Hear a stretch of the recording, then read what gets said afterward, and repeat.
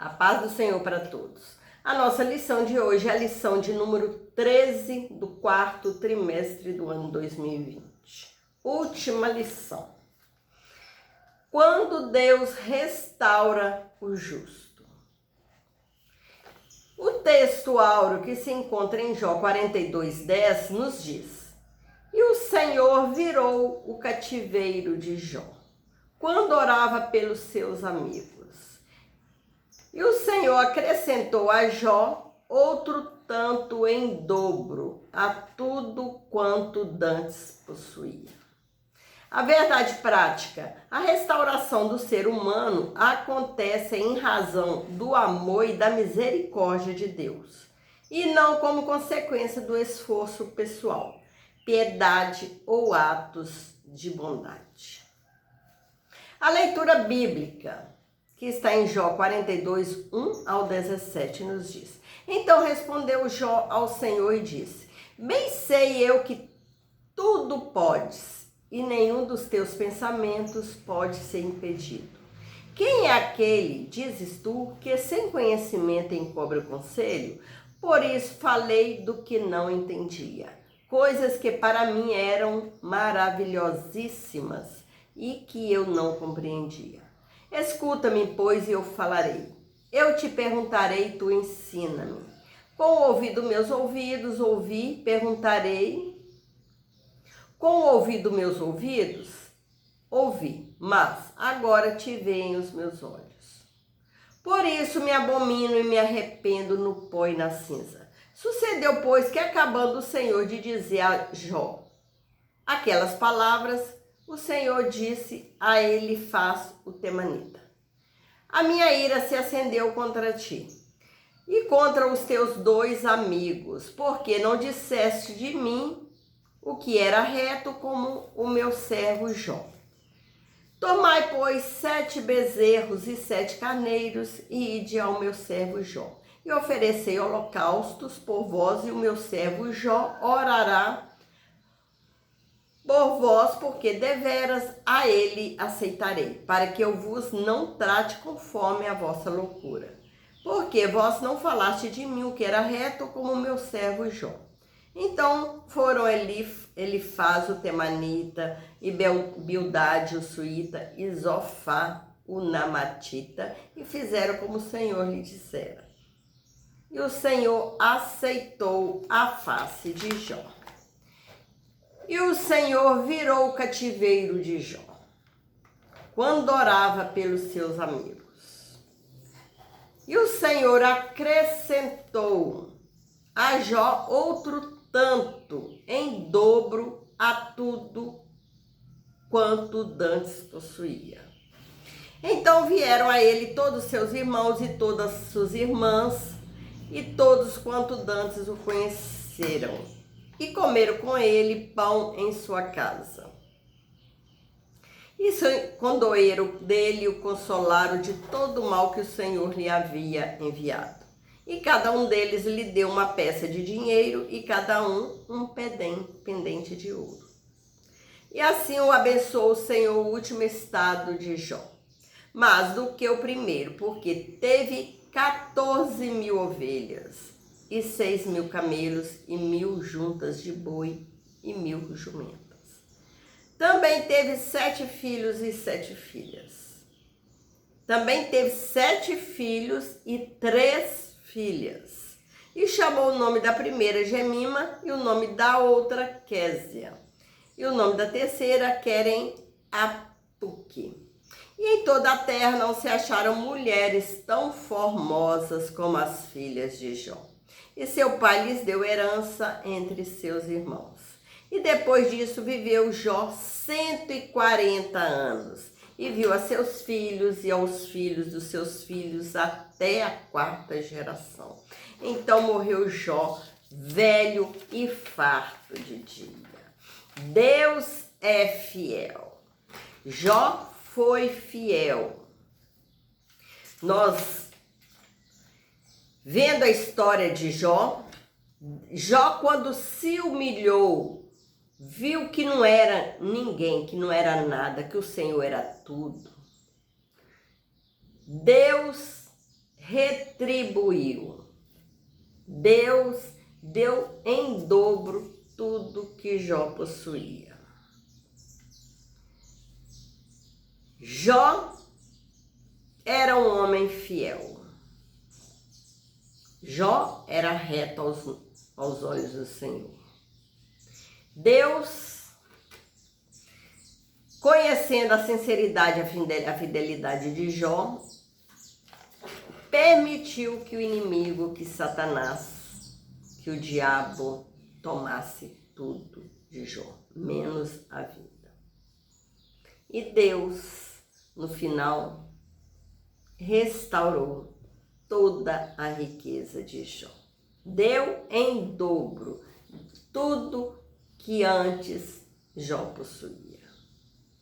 A restauração de Jó se dá quando ele se humilha. Deus, ele gosta que o homem se humilhe perante ele.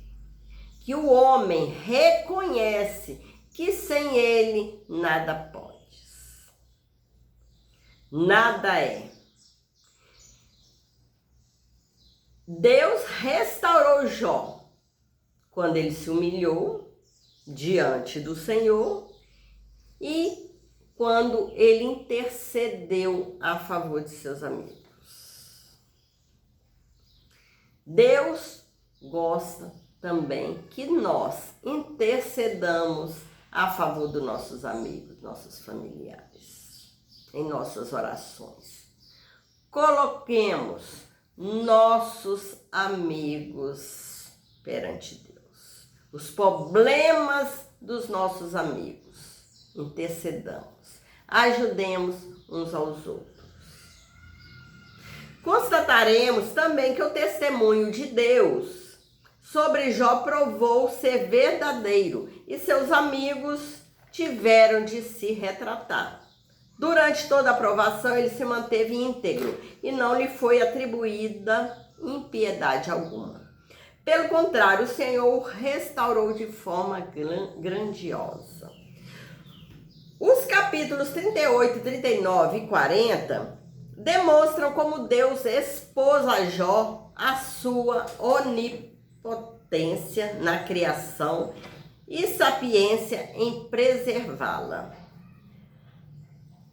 Ele mostrou que o patriarca era incapaz de não apenas compreender a dinâmica da criação, mas, sobretudo, fazer algo parecido com ela. Jó se convenceu de que seus próprios questionamentos eram justos. Se ele não era capaz de fazer o que Deus fez, então com que direito criticava os caminhos divinos?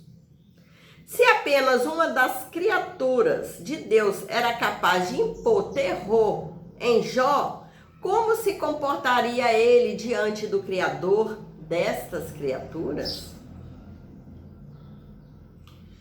Diante da assombrosa visão da criação de Deus, Jó agora exclama: bem sei eu que tudo podes. Jó 42, 2. Esse versículo demonstra sua atitude de reverência e submissão diante de Deus. Ele percebe que tudo o que aconteceu em sua vida tinha um desígnio divino. E, portanto, era tolice discutir ou questionar com a sapiência divina. Quem é aquele, dize tu, que sem conhecimento encobre o conselho? Por isso falei do que não entendia. Ao repetir a censura que Deus lhe fizera anteriormente, no capítulo 38, Jó demonstra não ver mais injustiça alguma nas ações de Deus. Ele admite que agiu com presunção, pois desconhecia os sábios propósitos divinos. Jó humilhando-se diante de Deus, reconhecendo o seu erro. A postura de Jó diante de Deus muda drasticamente. Ele ainda continua a se dirigir a ele, mas não da mesma forma que fazia. Agora sua atitude é humilde, reflexo de uma experiência viva com Deus. Nós, quando temos experiência de Deus, de experiência com Deus, nós agimos com atitude humilde. Nós nos humilhamos, reconhecemos que nada somos sem Deus, que Deus é tudo. E Deus gosta disso. Agora, sua experiência viva com Deus, conforme descrita nas seguintes palavras. Com o ouvido dos meus ouvidos, ouvi, mas agora te veem os meus olhos. Para Jó, Deus era conhecido apenas de ouvido, apenas ouviu falar. Mas agora o patriarca viu o Criador. Essa experiência mudou a forma de ser. Segundo o teólogo Roy Zuckis, Jó possuía um conhecimento de Deus apenas por tradição, de segunda ou terceira mão. Mas agora ele o conhecia por meio de uma experiência pessoal. Não podemos nos contentar com um conhecimento teórico apenas de Deus, mas devemos experimentá-lo, ter uma experiência pessoal com Deus.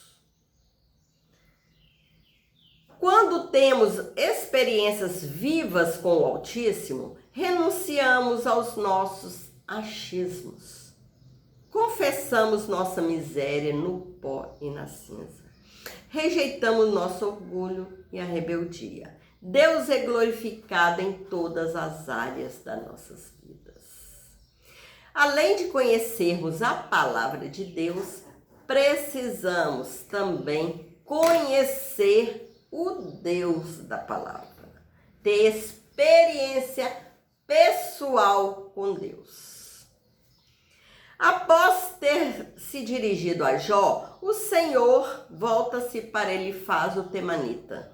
A minha ira se acendeu contra ti e contra os teus 2 amigos, porque não disseste de mim o que era reto, como o meu servo Jó. Essas palavras dizem muito sobre o conteúdo teológico do livro de Jó. Demonstram que as exposições feitas pelos seus amigos não eram todas verdadeiras, pois partiam de premissas falsas. Eles não apenas acusaram o patriarca, mas associaram o seu sofrimento a algum pecado cometido por ele. Jó havia se humilhado, mas não do que lhe acusavam. Ele humilhou-se a respeito de suas falas precipitadas, que revelavam o orgulho e a falta de bom senso. Em outras palavras, ele errou durante o seu sofrimento, mas não por conta dos pecados cometidos antes do atual sofrimento.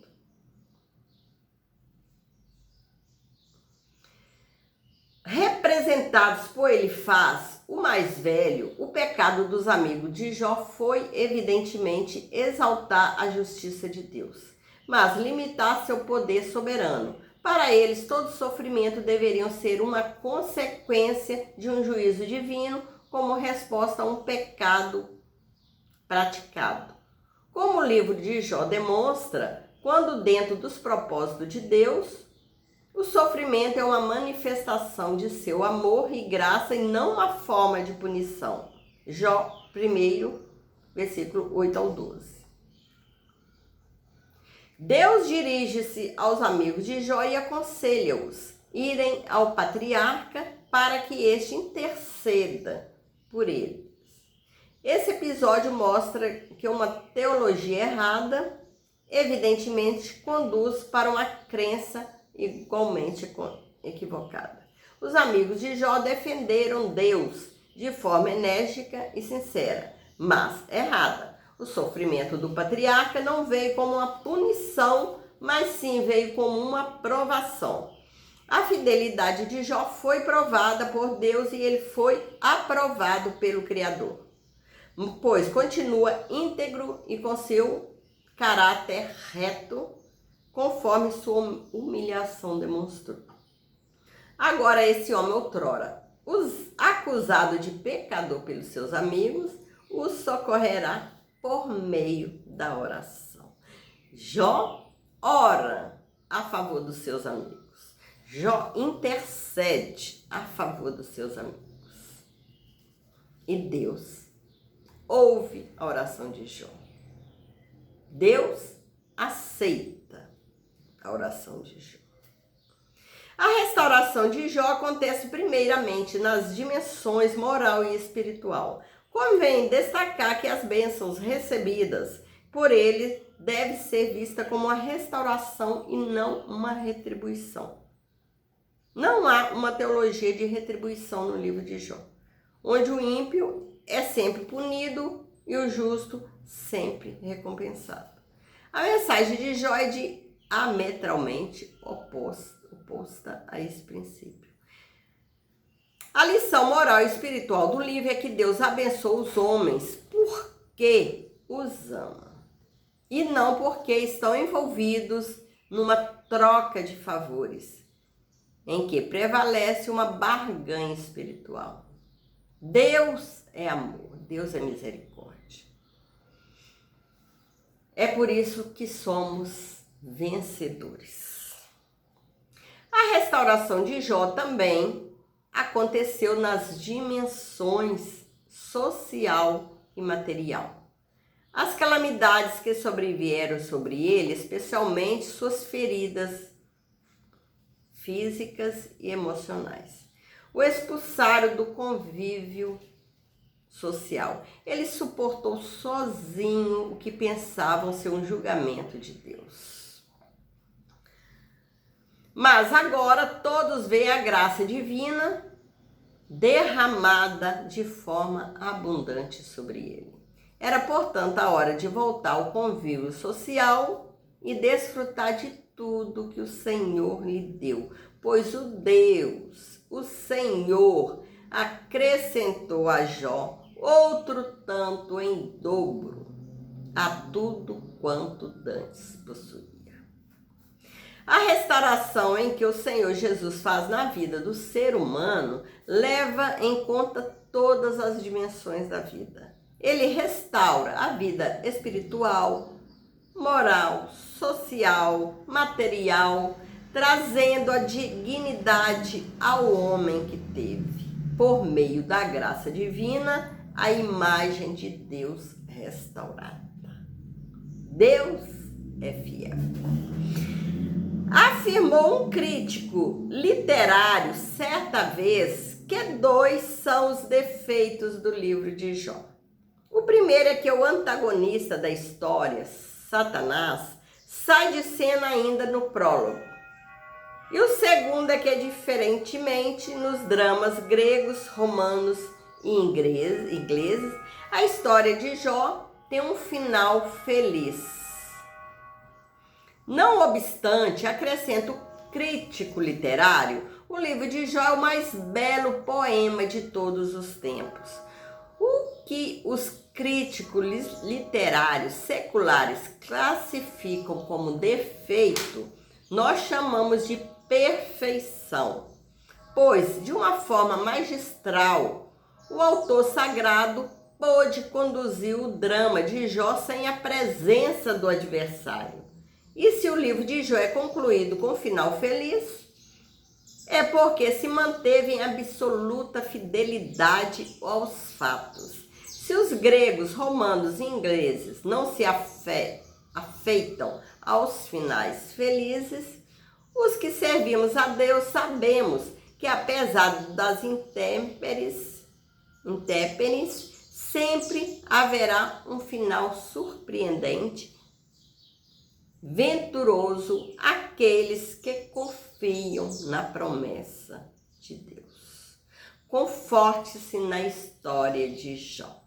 Se as suas angústias são grandes, maiores ser-lhe-ão as consolações. De toda essa provação sairá alguém bem melhor. Em sua história também haverá um final feliz. Creiamos que Deus é um Deus fiel, que o Deus é um Deus de amor, um Deus de misericórdia. Vamos continuar firmes, fiéis a esse Deus, porque vale a pena estar com Deus.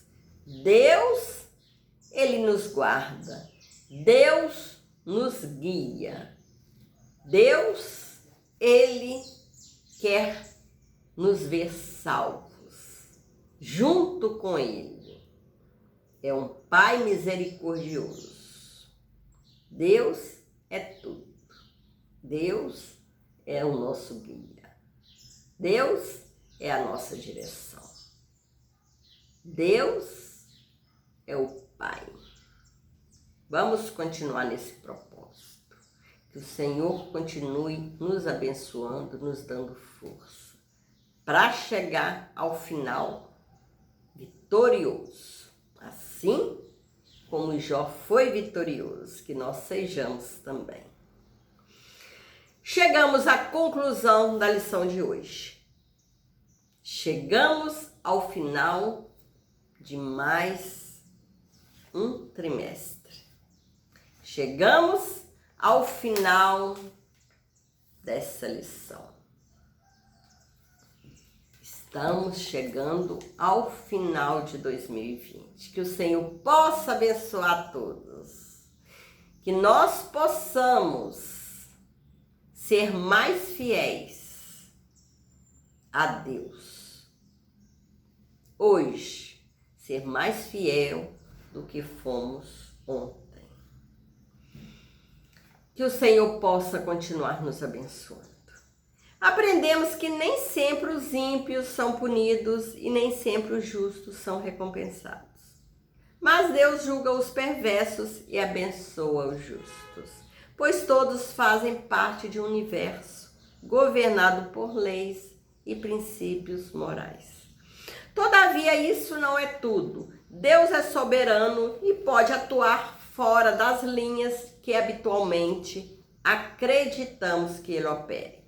Assim podemos aprender que Deus não nos prova porque deseja nos punir, mas Ele nos prova porque nos ama e quer que nós continuemos sempre perto dEle, que nós nunca nos afastemos dEle. Ele quer nos proteger.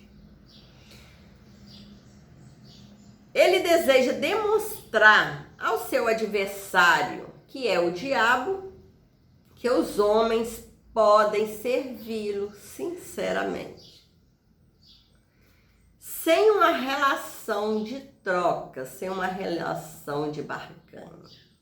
Eu sirvo a Deus porque quero bênçãos. Eu sirvo a Deus porque Deus é bom, porque Deus me ama. Eu sirvo a Deus porque amo o meu Senhor. Jó provou que o diabo estava errado e que Deus esteve sempre certo. Deus é maravilhoso. Que a gente continue nesse propósito de alcançar o céu, as moradas do Altíssimo. Sermos finalmente vitoriosos e voltarmos à nossa terra celestial. Que o Senhor possa te abençoar, abençoar a sua família. E vamos continuar nesse propósito. Ser fiel a Deus. Hoje, ser mais fiel do que ontem. Amanhã, ser mais fiel do que hoje. Vamos continuar nesse propósito. O nosso Deus nos ama. Amém. Deus te abençoe.